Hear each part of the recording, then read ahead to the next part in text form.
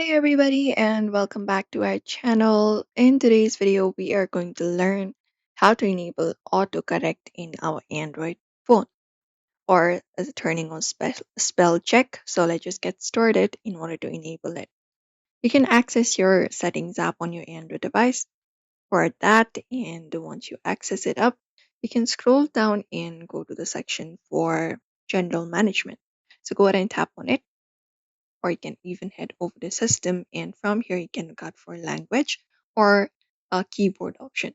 So you can go over, tap on language, for example language, or if not, here you can look out for your keyboard settings available. So tap on it, and once you tap on keyboard settings, here you will be finding different options available. Now what you need to do is you need to go over and tap on text correction.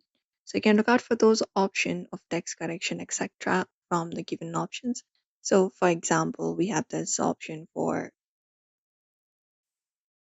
suggest text corrections on my device. The settings may appear high, so you can tap on it, and once you find the settings for that, you can just go over and enable it.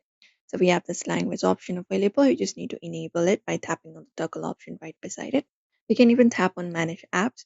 And when you tap on it, you can just go over and toggle the option on